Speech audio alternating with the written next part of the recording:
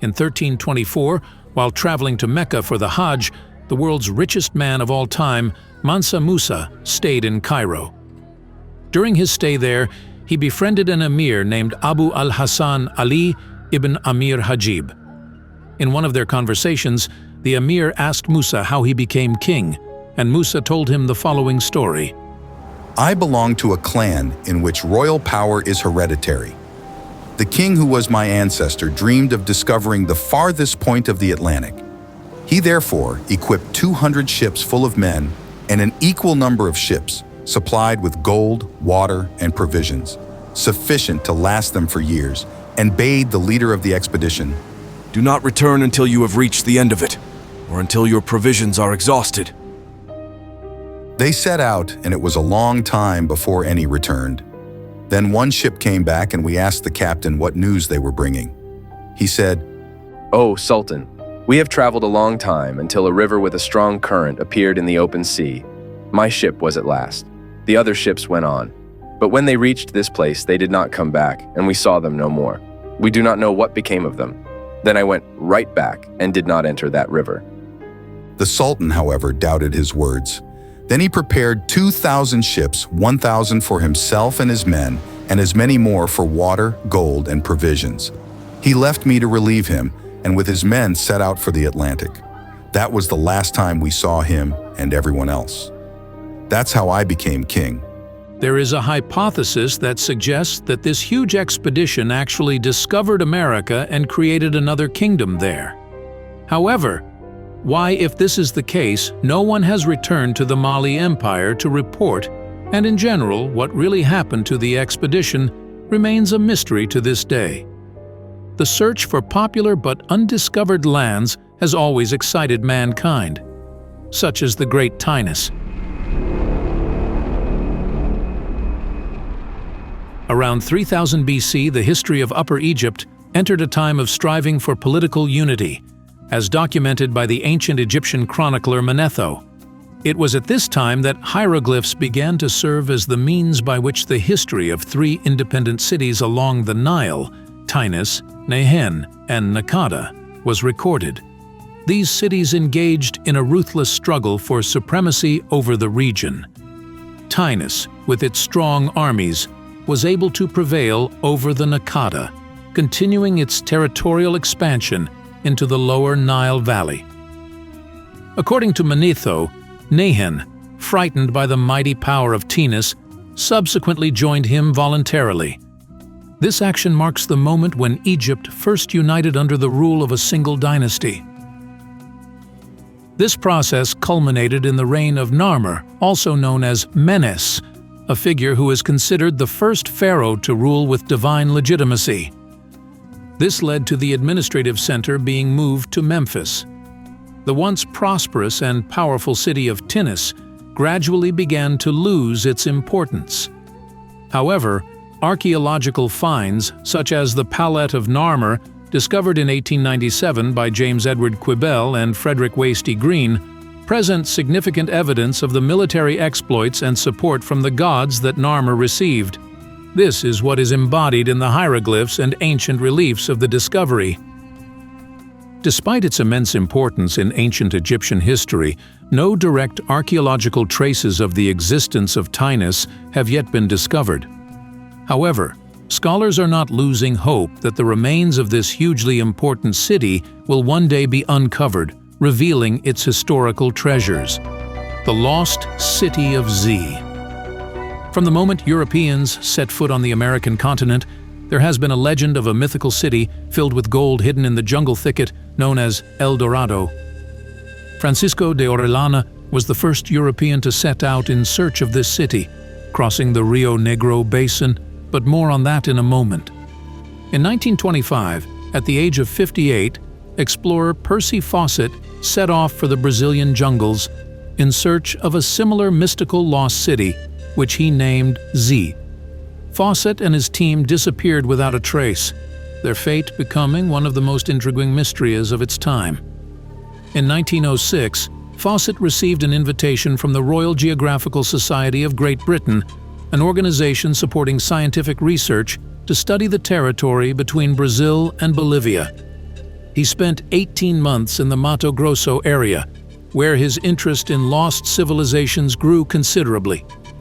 In 1920, Fawcett discovered a document in the National Library of Rio de Janeiro known as Manuscript 512. It was written by a Portuguese explorer in 1753, who described the discovery of a city in the Amazon with features resembling ancient Greek architecture, including ramparts, multi-story buildings, impressive stone arches, and wide streets connecting to a lake, on whose shore he saw 2 Indians in a canoe. Fawcett named this mystical city the Lost City of Z.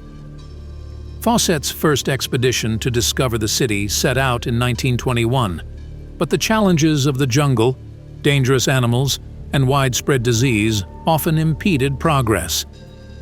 Fawcett's last attempt to find Z ended with his disappearance without a trace. In April 1925, he undertook his final expedition, this time with better equipment and funding from various sources, including the Royal Geographical Society and the Rockefeller Foundation. In his last letter, sent to his wife Nina through a member of the team, Fawcett expressed optimism about traversing the dangerous region, stating that there was no room for fear of failure. This was the last message received by the expedition. Had Fawcett and his companions found something that so captivated them and never let them go again? Or had they simply fallen victim to the jungle? What do you think? One thing is certain, and today the lost city of Z remains just that. Lost. Thule. The legendary island of Thule. According to ancient legend, mentioned in ancient Greek and Roman literature and cartography, it is located somewhere in the North Atlantic Ocean, near the Scandinavian peninsula.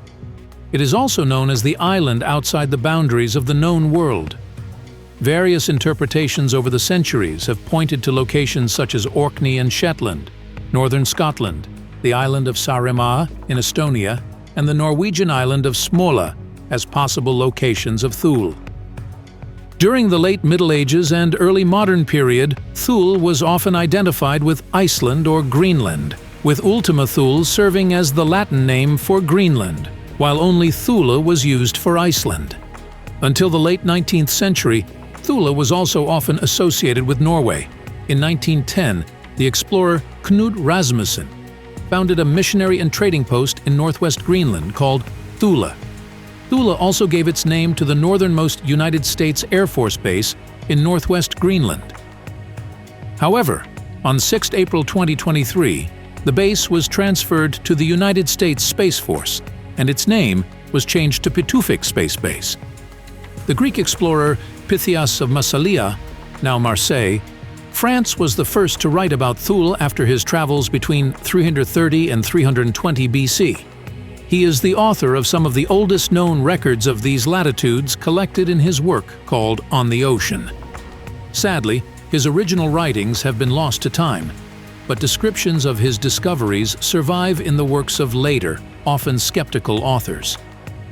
Polybius, in his Historia around 140 BC, quotes Pythias describing Thule as a region in which there is neither land, nor sea, nor air, but a mixture of all three, with the consistency of jellyfish. There was no sunset, and the sun was abruptly hidden. Strabo, in his Geographica about AD 30, mentions Thule, describing it as a place 6 days' sail north of Britannia, but doubts Pythias' assertions. Pomponius Mela, a 1st-century Roman geographer, positioned Thule north of Scythia, while Pliny the Elder in his Natural History also claimed that Thule was a 6-day sail north of Britannia, describing it as a place with eternal days in summer and eternal nights in winter. Solinus in his Polyhistor and Procopius in his notes describe the place as a fertile land inhabited by 25 tribes, suggesting that it was part of Scandinavia. Modern researchers and scholars continue to search for Thule, considering various hypotheses about its location and historical significance. Thule also gave the name to the element thulium in the periodic table. El Dorado. El Dorado is a symbol of untold riches and an object of endless search.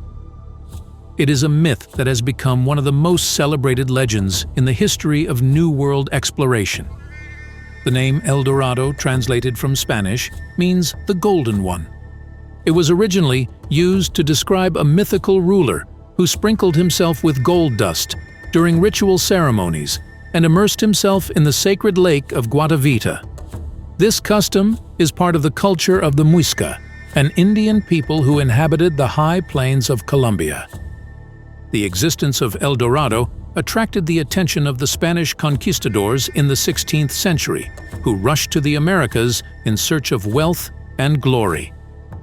Among those seeking the Golden City were Sir Walter Raleigh and Francisco Vázquez de Coronado, who led numerous expeditions through what is now Colombia, Venezuela, Guyana, and northern Brazil. These explorations contributed to the mapping of much of northern South America and the Amazon, but the mythical city was never discovered. Moving through the centuries, the legend of El Dorado has transformed from a specific ruler to the idea of a wealthy city or kingdom. Its location has been the subject of much speculation, being supposedly located somewhere along the shores of the legendary Lake Paraíba, or in other remote and inaccessible areas of the continent. The legend continued to excite and inspire explorers until the early 19th century, when most people began to dismiss the city's existence as a myth. However, research by Alexander von Humboldt and other travelers suggests that the legend may have been inspired by real places and customs, such as the sacred lakes of the Muisca, which were the center of religious rites and sacrifices. Be sure to support us by subscribing to the channel and telling at least one friend about this video.